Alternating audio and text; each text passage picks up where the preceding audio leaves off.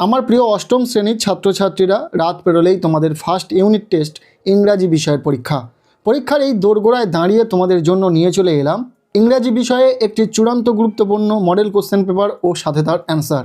এই কোশ্চেন পেপারে থাকা সিন আনসিনগুলো তো পরীক্ষাতে আসার সম্ভাবনা রয়েছে, পাশাপাশি গ্রামার এবং রাইটিং স্কিল থেকে যেগুলি আসার সম্ভাবনা রয়েছে আমরা প্রতিটা দেখে নেব এই কোশ্চেন পেপার থেকে। আর শুধু কোশ্চেন নয়, অ্যান্সার সহ সম্পূর্ণ কোশ্চেন পেপারটি আমরা দেখে নেব। ফার্স্ট রয়েছে সেকশন এ, রিডিং কম্প্রিহেনশন সিন। এখানে একটি সিন রয়েছে। নাম্বার 1 একের দাগে বলা হচ্ছে read the text carefully and answer the questions given below. এখানে যে প্যাসেজটি রয়েছে সেটা তোমরা খুব ভালো করে রিড করো, এখান থেকে কিন্তু পরীক্ষাতে কোশ্চেনগুলি থাকবে, তোমরা সহজেই কিন্তু অ্যান্সার করতে পারবে। ফার্স্ট যেটা রয়েছে, since it was a wind that sailors call for and wind that John could supply he soon become very popular. অর্থাৎ যেহেতু নাবিকরা বাতাস চাইতো এবং জন সেই বাতাস সরবরাহ করতে পারতো, তাই সে খুব জনপ্রিয় হয়ে উঠেছিল।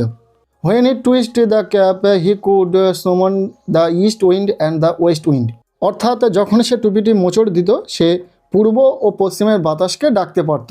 হি could also turn it to call both the north as well as the south wind. সে উত্তর ও দক্ষিণ বাতাস ডাকার জন্য এটি ঘোরাতে পারত। The captain should therefore never part with his prized sailor and let him ashore. তাই ক্যাপ্টেন তার এই মূল্যবান নাবিককে কখনো ছেড়ে দিতেন না বা ডাঙায় যেতে দিতেন না। For a year and a day young John did not sit foot on land.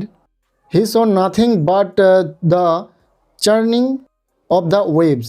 Soon there grew in his heart a strong desire to see and the land. এইভাবে তোমাদের পরীক্ষাতে যেই প্যাসেজটি থাকুক না কেন খুব ভালো করে রেড করে নেবে। এরপর দেখে নাও যে কী কী কোশ্চেন রয়েছে এই প্যাসেজ থেকে। নাম্বার এ দাগ বলা হচ্ছে give answer the following questions. First question যেটা রয়েছে, who is the author of the about text. Answer হবে জন ইউলেন ইজ দ্য অথর। এরপর দুয়ের দাগে বলা হচ্ছে why did John become popular with the seller.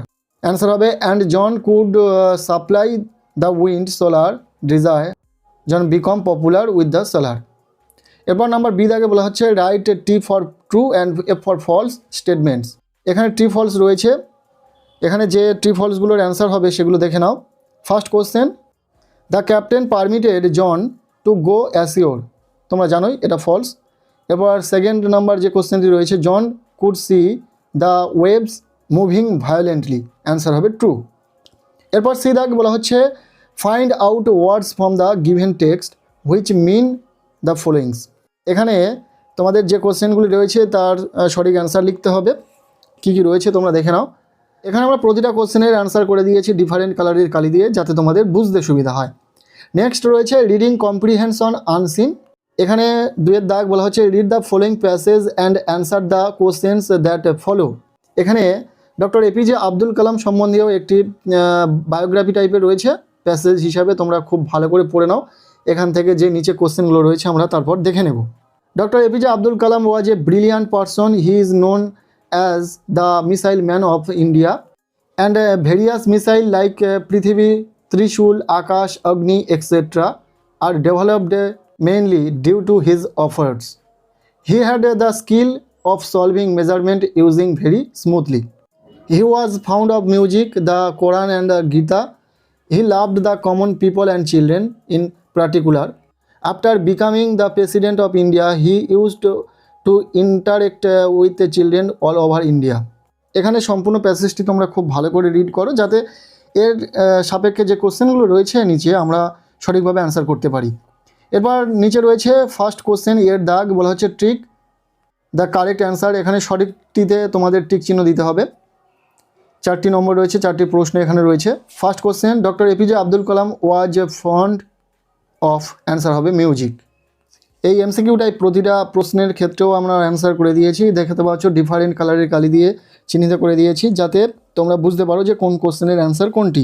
ঠিক আছে, এইভাবে তোমরা পুরো কোশ্চেন পেপারটি দেখো। এখান থেকে কিন্তু তোমাদের যদি এই প্যাসেজটি থাকে পরীক্ষাতে হুবহু কমন থাকবে। আর আশা করবো বেশ কিছু স্কুলে তো কমন থাকবেই থাকবে, তার মধ্যে তোমার স্কুলেও থাকতে পারে যারা যারা ভিডিওটি দেখছো। নেক্সট রয়েছে section B, grammar and vocabulary. Number 3 দাগ বলা হচ্ছে fill in the blanks with a suitable article and preposition. এখানে আর্টিকেল অ্যান্ড প্রিপোজিশন রয়েছে।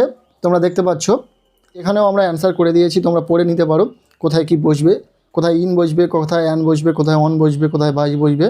Once a poor weaver lived, এখানে ইন এ ভিলেজ হবে। He was well known as an artist, his beautiful design, এখানে on হবে। Cloth are much appreciated. এরপর হচ্ছে bit দাগ। তোমরা প্রতিটা কোশ্চেনের অ্যান্সার দেখে নিতে পারছো, আমি আর মুখে বলছি না, যেহেতু সম্পূর্ণ প্রশ্নপত্রটি বলতে গেলে অনেকটাই লম্বা ভিডিও হয়ে যাবে। তোমরা জাস্ট চোখ বুলিয়ে নাও এবং কোন কোশ্চেনের অ্যান্সার যেগুলোতে তোমাদের ফোকাস দেওয়া উচিত তোমরা দেখে নিতে পারবে, যেহেতু তোমাদের সুবিধার্থে পুরো কোশ্চেনটাই অ্যান্সার করে দেওয়া হয়েছে। এরপর নাম্বার 4 দাগে রয়েছে write a story in about 80 words using the following hints. এখানে একটি স্টোরি রাইটিং রয়েছে, কি বিষয়ে স্টোরিটা রয়েছে সেটা তোমরা হিন্টস দেখলে বুঝতে পারবে। যেখানে বলা হচ্ছে two friends passing through the forest, a bear come on friend.